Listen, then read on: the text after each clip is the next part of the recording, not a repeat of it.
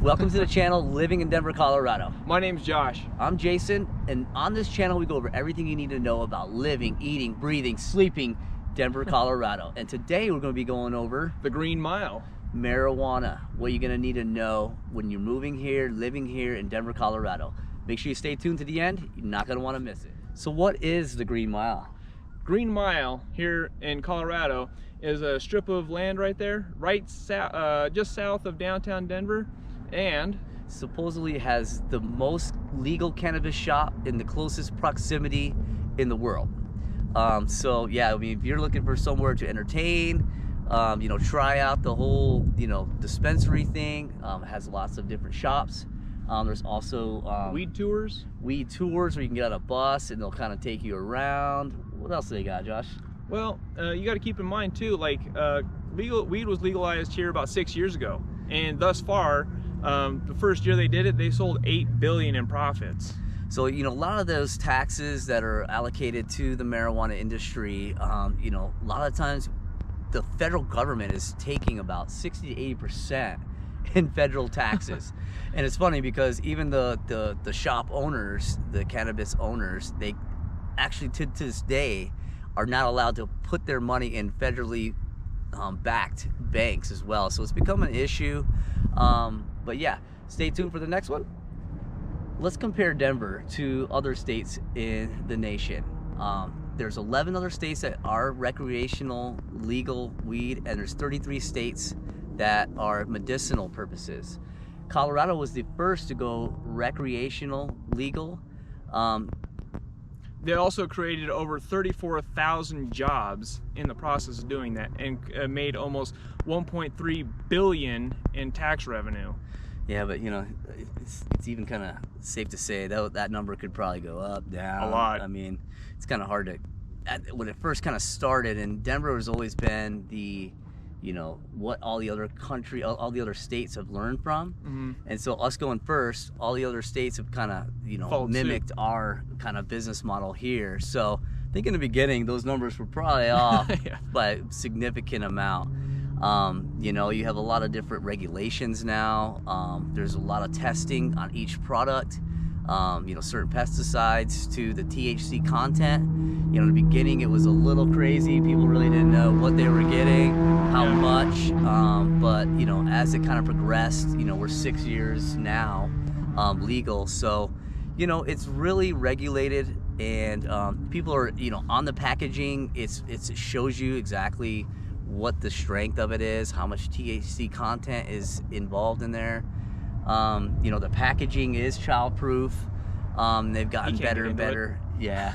So, that's a good fact to know. Also, here in Colorado, the population since weed has been legalized has grown 10% year to year. So that's like 77,000 people a year that have grown by this. So it keeps building our economy. Yeah, our home prices have gone up, giving people more equity in their home. It is making it a little challenging for first-time buyers, but sticking with it and starting early and building equity in your own home is also a plus. But it's not that stigmatism of like that you might think, where people like, everybody's just kind of smoking everywhere. It's definitely, like regulated, like I said. But a lot of people think that, but since weed has been legal, people use it a lot more responsibly. It's not like there's no stigmatism with it here. It's not like you're like sneaking around and stuff like that. So just like you said, since it's been legal, people seem more apt to be responsible with it. But there are rules like you can't smoke and drive, just like alcohol. Same thing. And they have different ways of testing too, when you are under the influence. They hand you a piece of pizza and see if you go for it. Yeah, that's a dead giveaway, right? Dude, are those Cheetos? What else? So now we're gonna go over edibles and the extraction of the THC from the marijuana plant. And a lot of people have gone to make edibles. They come in many forms, of gummies to cookies and brownies, all like you've heard.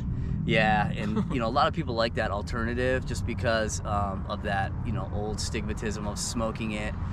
Because a lot of the demographic, the avatar of the person that's consuming is not just that young teenage person, like, you know, maybe growing up.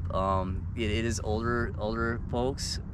So the edibles, when they first kind of came out, like I kind of told you there, there's a lot of testing on it now. There are some, it tells you exactly how much THC is in there. But what people, when they come out here, they don't realize is the strength of it and how long the potency takes, you know. Go easy. Yeah, you know, they recommend, you know, you start a little low and, you know, progressively go up, and, you know, they microdose it. Just because you don't feel the effects for like an hour to 2 hours later. And kind of like in the beginning, people like really didn't know, you know, what to expect. And so, yeah, so when you're looking for that, you know, a lot of times it's labeled too. And, you know, there was some instances with kids getting a hold of them.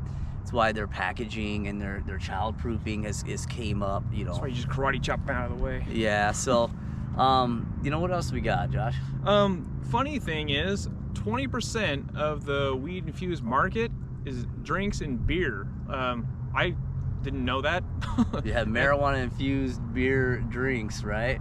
That was crazy to me. They don't have alcohol in them because you can't legally have alcohol and the THC in there, but I thought that was pretty interesting, actually. So when you're coming in and trying different things, you know, just be aware that they are stronger and they take longer to affect you. Just use them responsibly. Yeah. Next, we're going to be talking about the CBD. I know you've heard it. There's people selling it. It is extracted from a male plant with no psychoactive, like that high. So, you know, yeah. So, but it's used for a lot of medical treatments on joint pains. They actually make it for animals and stuff like that too. Ones that are getting older and they have joint issues, you actually have CBDs for animals. You know, epilepsy to, you know, lots of other medical conditions. You know, it is a great medical drug. It's not FDA approved though, so what that means is that, you know, it hasn't been tested or anything like that, but a lot of people swear by it. I mean, that was probably the biggest you know, precursor for the whole medical marijuana to become legal. And so, you know, a lot of people found that alternative in like the lotions and stuff like that, you know, arthritis, pain. So another important thing is I know there's people out there that, you know, can't, you know, smoke or anything like that because of their job, that they can't do it. So with these lotions, they help with the joint pain or anything like that, but they won't give you any kind of high or anything like that. So if that's a concern of yours, that you're like, you know, I can't smoke because I got a CDL or I have a government job, this lotion isn't for that. It's not to get you any kind of high. So you can take the lotion and use it or whatever and not have any concern of that. Yeah, just a little bit of more information on that though, because I know they were trying to get the sports drinks that were infused with the CBD. Oh yeah, I remember that. And it was a little bit on the iffy, like to NFL players and pro athletes, and the you know, the pro sports teams still have not approved it. So yeah, they probably won't. I mean, I don't know for sure if it's gonna come up on like a drug test or something like that. So, you know, you always use your own discretion on that. But remember the snowboarder that got his medal taken away? Yeah, yeah. So we are not experts in this field and do not recommend any of that. It's really important to know that you can actually grow your own plants here in Colorado. You can have up to 6 plants. Only 3 can be flowering. However, when you're buying a house, you know, it's good to always look at some of these indicators when purchasing a house, because some people that, you know, grow on their own, you know, you're dealing with a lot of electrical to, you know, moisture, the moisture with the watering, mold. You gotta worry about that. Mold, and so, you know, a lot of these things that, you know, when you're going through a home, you might not notice, but having an expert agent that knows these indicators, you know, because a lot of times they're tapping in or adding extra, you know, outlets for all the grow lights. You got sprinkler systems to, you know, a lot of extra things that you really want to make sure when you're purchasing to renting, you know, anything that your family, you and your family are safe. Also, you guys gotta be aware too that sometimes they will actually tap into their neighbors' electrical to keep their bills down. These are, if you have a good inspector, they'll notice this stuff because somebody will have it wrapped with electrical tape and have a little Cheeto dust on it. You're like, oh, this is definitely a problem. Yeah. So you got to watch out for that kind of stuff, okay? So you do have, you know, numerous illegal grows. You know, like Josh said, they'll tap into the neighbor. A lot of times they'll tap into the main line, having a separate box so it doesn't draw attention to the house. So, you know, having some of these things, because this is a huge fire hazard, and then mold issue.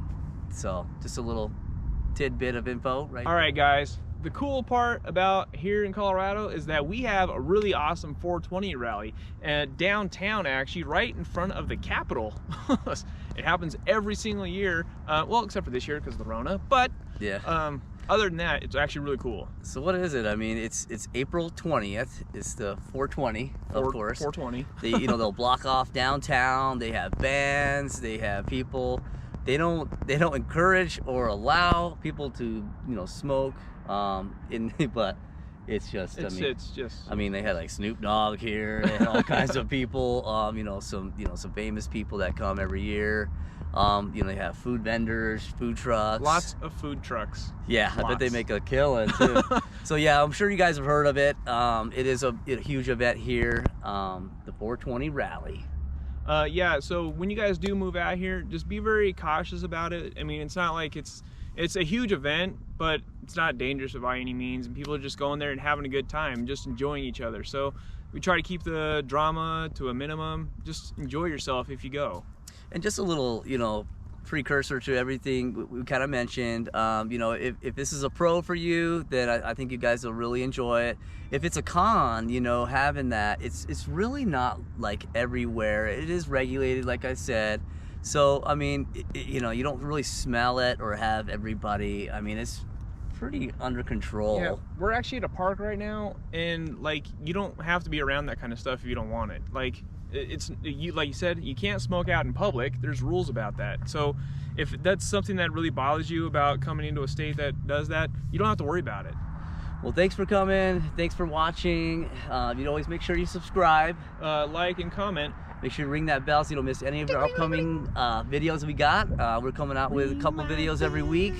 Everything you're gonna need to know about living in Denver, Colorado. Stay focused. So yeah, if you have any comments, make sure you leave them below. Maybe something we missed. You want any additional information on any of these topics that we talk about. I am a licensed agent. Josh, I am also a licensed agent here in Colorado as well. As much as we love making these videos, we love helping people live, move here, relocate. Anything you need to know, use us as a resource. We love answering your questions, so feel free to leave a comment, reach out. Thanks for watching. Thanks, guys.